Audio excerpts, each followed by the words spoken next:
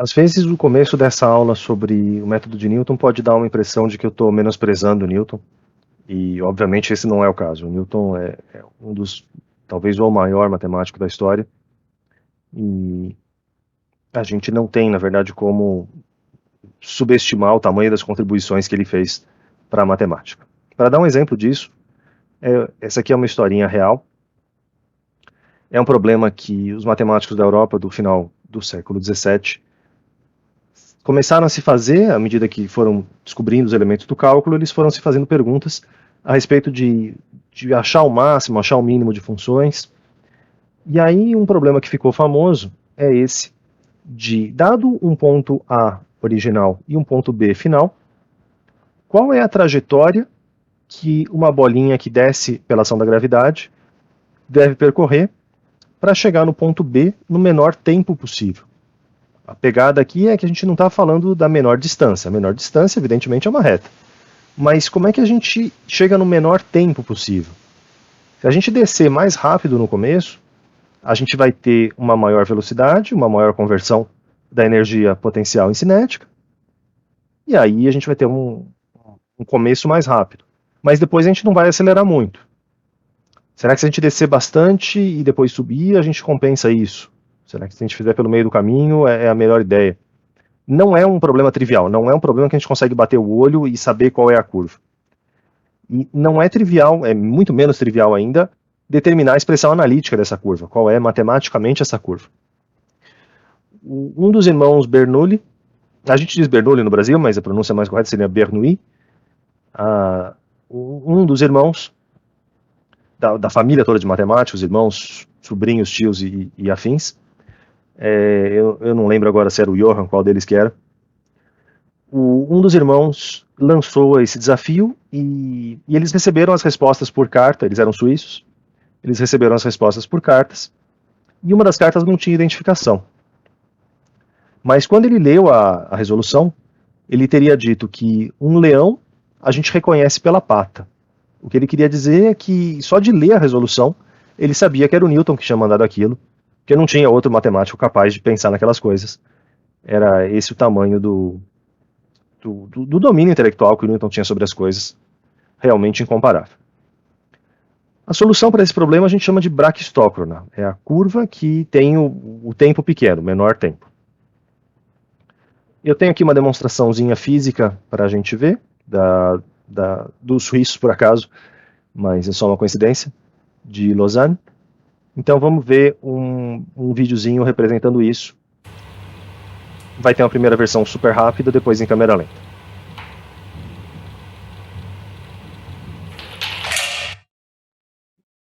A braquistócrona é a curva que está no meio, e a gente vê que a curva do meio realmente é mais rápida do que ou descer em linha reta ou descer rápido no começo.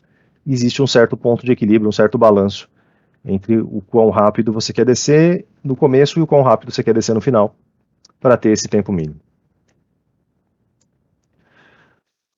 A expressão analítica dessa curva é uma cicloide invertida. É uma equação com essa cara. Lembra vocês que já fizeram alguma disciplina de cálculo multivariável? As curvas paramétricas, esse θ é um parâmetro, como se fosse o nosso tempo. É um parâmetro que vai, por exemplo, começar em zero e vai avançar até um certo valor final.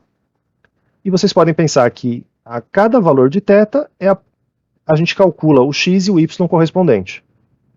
A cada valor de θ, a gente calcula o ponto em que a bolinha estaria naquele instante, naquele θ. X, 0, Y, 0 e R são parâmetros, e o θ são parâmetros, são constantes, eu quero dizer, são números fixos. E o nosso θ é um parâmetro no sentido de curva parametrizada, ele vai variar de θ0 até θb, vai variar no intervalo, para descrever toda essa curva. Se vocês quiserem saber um pouco mais sobre o problema ou sobre como que o Newton chegou nessa resposta, porque não tem nada a ver com o nosso método de Newton, é só uma coincidência de ser o método de Newton, mas ele fez isso aqui por cálculo de variação, que é todo um outro ramo da matemática. Vocês podem olhar essa fonte ou procurar sobre esse problema da braquistócrona, é um problema famoso. Bom, a gente vai fazer algumas continhas a respeito disso, considerando o caso particular, a gente vai fixar valores.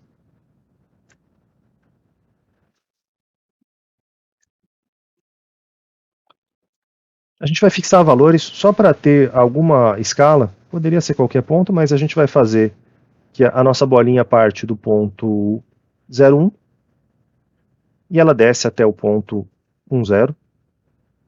Esse aqui vai ser o nosso ponto B e esse aqui vai ser o nosso ponto A, mas aqui tanto faz, isso aqui não é o... Poderiam ser outros valores, poderia ser uma outra escala da curva, dado um ponto A e um ponto B, o problema geral se escreve dessa forma. E a expressão que o Newton chegou é alguma coisa que a curva se descreve como x é igual a x0 mais r θ menos seno de θ, e na direção y é igual a y0 menos r 1 menos cosseno do mesmo parâmetro θ. E, em princípio, a gente não conhece x0, a gente não conhece y0, a gente não conhece r, não conhece θ, a gente não conhece várias coisas. Mas a gente sabe que essa parametrização vale para qualquer ponto da nossa curva. Em particular, vale para o ponto A, em particular, vale para o ponto B.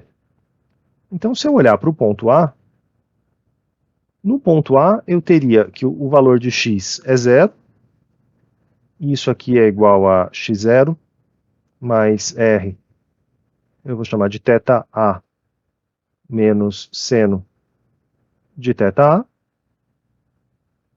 E aí o que eu estou fazendo com isso é dizer que o nosso θ vai estar no intervalo de θA até θB. Então o nosso tempo começa em θA e o nosso tempo termina em θB. Na direção y, a gente tem aqui, a gente teria 1, y0 a priori desconhecido, mais r também ainda não, desculpa, menos r, ainda não calculamos, 1 menos cosseno do mesmo θA. E assim como a gente pode escolher o tempo inicial na física, é a mesma coisa nas curvas paramétricas. A gente pode escolher o tempo inicial e aí o tempo final vai estar amarrado com ele. Mas a gente pode escolher, para simplificar, a gente pode escolher θA igual a 0. E se o θA for igual a 0, a gente vai ter um 0 aqui, a gente vai ter um 0 aparecendo aqui também, né? Seno de 0 é 0. O cosseno de 0 é 1, então 1 menos 0 é 0, um monte de coisa desapareceu. E a gente vai ter, de uma forma bastante rápida, que essa escolha nos dá para o x0 o valor 0 e para o y0 o valor 1. Então, do primeiro ponto aqui, só com um pouquinho de álgebra, a gente já consegue calcular x0 e y0. Se a gente fizer um procedimento parecido para o nosso B, seguindo a mesma lógica para o nosso ponto B. O nosso ponto B, ele tem coordenadas 1 e 0, então o nosso x vale 1, o nosso y vale 0. x0 e y0 são constantes, que a gente já determinou aqui, então o x0 vale 0, o r a gente ainda não conhece, o θ nele vai ser um θB, que a gente também ainda não conhece, será calculado em breve, menos seno de θB, e do lado de cá, a gente teria o y0, a gente já calculou que vale 1, menos r, 1 menos cosseno de θB.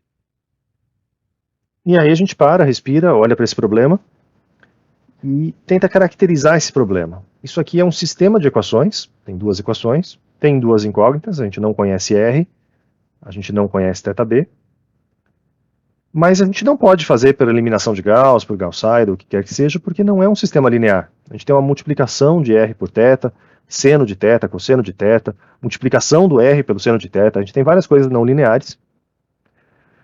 Então, os nossos métodos de resolução de sistemas lineares não são aplicáveis aqui.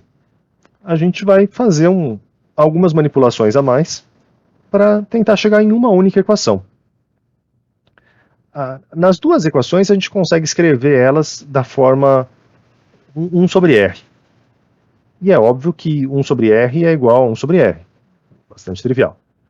O que eu estou querendo dizer com isso é que, se a gente escrever o 1 sobre R da primeira equação, a gente teria θb menos seno de θb.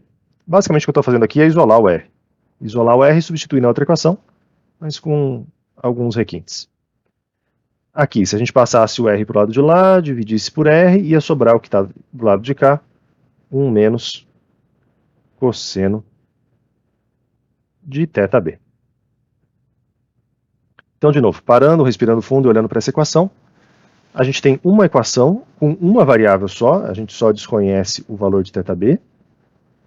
É uma equação não linear, então a gente pode aplicar algum dos nossos métodos de resolução de equações não lineares, que são os métodos de zero de função.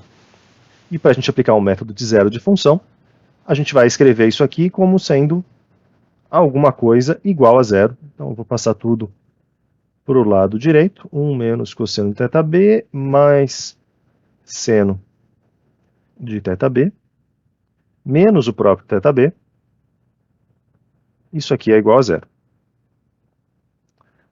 Vou conferir se eu não perdi nenhum sinal, beleza. Essa aqui é uma equação que a gente não vai conseguir resolver por métodos de trigonometria, porque ela mistura o cosseno de θb com o próprio θb. Então a gente vai resolver isso aqui de uma forma aproximada, usando o método de Newton, para calcular essa f de θb. E esse aqui eu vou fazer no Scilab, só para variar um pouquinho. Quando a gente vai resolver esses problemas de equações não lineares, é muito útil a gente fazer uma análise gráfica, antes de sair aplicando o método. A gente olhar para o gráfico da função e a partir dali ter uma intuição do que está acontecendo. Eu vou fazer isso no Scilab aqui em linha de código mesmo, sem criar um script para isso. Eu vou criar um vetor para a nossa variável θ, um vetor que começa em 0, ele vai incrementando de 001 em 001, e eu vou fazer ele indo, por exemplo, até π. Porcentagem π é o número π. Esse vetor θ, então, é um vetor com 300 e tantos elementos, indo de 001 em 001. A partir desse θ, eu posso calcular essa função. Então eu vou calcular um y é igual a 1 menos cosseno de θ mais seno com i, para ser o seno do Scilab, seno de θ, menos o próprio θ. E esse y eu coloquei sem o ponto e vírgula, de propósito para mostrar para vocês que vai dar um vetor. Aqui a gente está vendo o tamanho deles, o tamanho de y, o tamanho de θ, o mesmo tamanho. E eu posso plotar θ, vírgula y, vai me dar um gráfico de quem é essa função em torno, para esses valores que a gente está percorrendo. E aí a gente percebe que tem uma primeira raiz que é trivial. Quando para θ igual a zero, isso aqui vai dar zero. Mas na verdade o θ igual a zero não interessa para a gente. Essa resposta é o θ, entre aspas. A gente está interessado no outro valor. Então a gente está interessado nessa outra raiz que está aqui por volta de 2,5, mais ou menos, alguma coisa assim. Então a gente vai ter que chutar alguma coisa por aqui. O nosso chute inicial vai ter que ser na casa de 2, mais ou menos. E para a gente poder aplicar o método de Newton, a gente não basta ter somente a expressão da f de θb. A gente precisa também ter a expressão da derivada. A derivada de θb, que é simplesmente a derivada dessa função. Então a derivada de 1 vai ser a derivada da constante, vai desaparecer. Derivada do cosseno, a gente troca o sinal, então isso aqui vai dar o seno, aqui eu estou escrevendo em português, então vai ser seno com E mesmo, seno de θb. A derivada do seno é o cosseno, então seno de θb mais cosseno de θb. E tudo isso, seno de θb mais cosseno de θb, menos 1, derivada do θ em relação a ele mesmo. Então essa é a f, essa é a f'. Como é que é a iteração do método de Newton? Eu vou ter eu vou chutar, eu vou chamar de x0, que é o nosso ponto inicial, chutar x0 igual a 2. Então, partir alguma coisa aqui. O meu x1 é igual ao x0 menos a função dividido pela derivada. Quem é a função? A função é isso aqui. 1 menos cosseno do meu x0 mais seno do meu x0 menos o próprio x0. Então, 1 menos cosseno de x0 mais seno de x0 menos x0, isso aqui é a função, e dividido pelo o nosso denominador vai ser a derivada. A derivada é simplesmente seno do meu x0 mais seno, deixa eu escrever dessa forma que todo mundo consegue enxergar, seno de x0 mais cosseno de x0 menos 1. E se eu fizer desse jeito, eu vou ter um próximo x1 igual a 2,642, blá blá blá. Só que a gente pode ser ainda mais espertinho. Eu poderia ter escrito dessa forma, x0 é igual a x0, etc, etc.